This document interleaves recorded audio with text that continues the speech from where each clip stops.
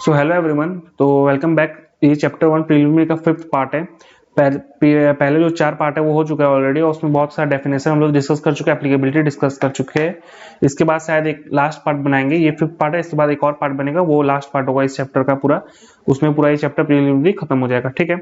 तो ये पार्ट बहुत छोटा रहेगा, इसमें सिर्फ 2 या 3 डेफिनेशन ज़्यादा डिस्कस करेंगे, उससे डिस्कस नहीं करेंगे। चलिए देखते हैं आगे तक आगे अब। तो हमारा देख सकते हैं नॉन एप्लीकेबिलिटी, ये जो कहाँ तक हो चुका था हमारा, सब्सिडरी कंपनी तक हो चुका था। अब हम लोग आज स्टार्ट करने वाले एसोसिएट कंपनी से, ठीक है। तो चलिए स्टार्ट करते हैं एसोसिएट कंपनी से। देखते क्या होता है एसोसिएट कंपनी क्या होता है। इसका डेफिनेशन कहाँ दिया गया है, सेक्शन 2 क्लॉज 6 के अंदर इसका डेफिनेशन दिया गया है। अब होता क्या एसोसिएट कंपनी, चलिए अब देखते हैं हम लोग। Associate companies means a company in which the other company क्या, इन्वेस्टिंग कंपनी जो इन्वेस्ट करता है, has a significant influence and include joint venture. ठीक है, एसोसिएट कंपनी क्या होता है कि जिसमें अदर कंपनी का सिग्निफिकेंट इन्फ्लुएंस है। मेन वर्ड समझने वाला क्या है कि अदर कंपनी का क्या सिग्निफिकेंट इन्फ्लुएंस। तो सिग्निफिकेंट इन्फ्लुएंस हम लोग कब कहेंगे किसी भी कंपनी में, सिग्निफिकेंट इन्फ्लुएंस कब पाएंगे, ये आगे इस वीडियो में अभी आगे आएगा एक स्लाइड क्या इसी के अंदर आएगा।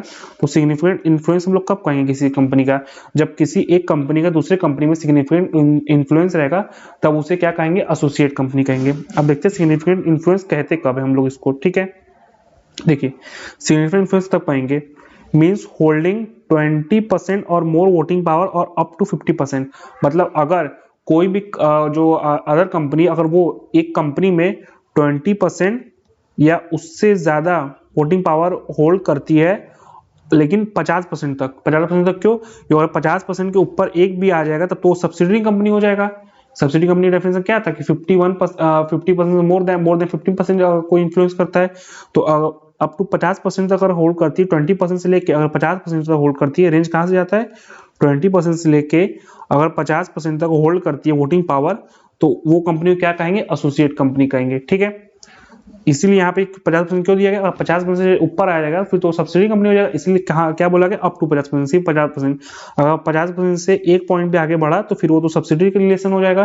तो जो 20% से लेके 50% तक है उसमें उसको एसोसिएट कंपनी कहा जाता है। और 50% से ऊपर चल जाएगा तो फिर उसको उन दोनों में रिलेशन स्टैब्लिश हो जाएगा सब्सिडी कंपनी का, ठीक है। अब नेक्स्ट देखते हैं government company.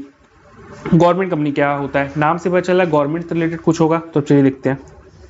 Government company means a company, ऐसा कंपनी वॉज एटलीस्ट 51%, एटलीस्ट मतलब कम से कम 51% of paid up share capital held by CG और एसजी, और बोथ पार्टली बाय सीजी और पार्टली बाय एसजी। मतलब गवर्नमेंट कंपनी उस कंपनी को कहा जाएगा जिसमें एटलीस्ट 50%, कम से कम 51% कौन है होल्ड करके रखेगा, या तो सेंट्रल गवर्नमेंट या तो स्टेट गवर्नमेंट या बोथ, दोनों, पार्टली बाय सीजी और पार्टली बाय एसजी, दोनों में से या तो अलग अलग भी होल्ड कर सकते हैं या मिल के भी होल्ड कर सकते हैं। मिल के भी 51% होल्ड कर रहे हैं पेड अप शेयर कैपिटल में बोला गया, क्या बोला गया, पेड अप शेयर कैपिटल। तो वो क्या हो जाएगा, वो कौन सा कंपनी हो जाएगा, गवर्नमेंट कंपनी हो जाएगा। Provided that any subsidiary of government company is deemed to be a government company. For example अगर कोई गवर्नमेंट कंपनी कोई सब्सिडरी है तो वो हमेशा गवर्नमेंट कंपनी ही कहलाएगा, चाहे वो कोई भी कंपनी हो। तो फॉर एग्जांपल एक को ले लेते हैं, मान लीजिए कोई गवर्नमेंट कंपनी है एबीसी लिमिटेड, ठीक है।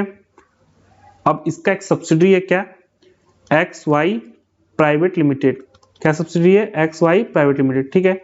तो जो एक्स वाई प्राइवेट लिमिटेड है ये क्या कहलाएगा, गवर्नमेंट कंपनी है, तो प्राइवेट कंपनी है लेकिन ये कहलाएगा गवर्नमेंट कंपनी। इसको डीम कर लिएगा, क्या डीम कर लिएगा इसको हम लोग, गवर्नमेंट कंपनी। इसको मान लेंगे कि ये गवर्नमेंट कंपनी है, ठीक है। जैसे पब्लिक कंपनी में नहीं, ताकि अगर पब्लिक कंपनी कोई सब्सिडी है तो हमेशा डीम्ड पब्लिक ही कहलाएगा, डीम्ड पब्लिक कंपनी ही कहलाएगा, भले वो प्राइवेट कंपनी हो, लेकिन उसको हम लोग क्या मानेंगे, डीम्ड पब्लिक कंपनी। तो इसमें भी सेम वही बात है।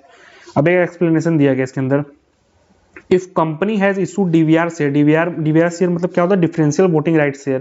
होता क्या डीवीआर शेयर का मतलब, डीवीआर शेयर में जैसे नॉर्मल जो शेयर होता है, जैसे मान लीजिए एक share is equal to 1 vote, normal share ये होता है एक share is equal to 1 vote. लेकिन डीवीआर जो होता है, डीवीआर मतलब differentially voting right share, differential voting right share, differential voting right share. अब इसके अंदर क्या होता है डिफरेंशियल वोटिंग राइट शेयर में, इसमें 1 शेयर में क्या हो सकता है, कभी कभी 10 वोट हो, या हो सकता है 1 शेयर का 1/10 वोट हो, ठीक है।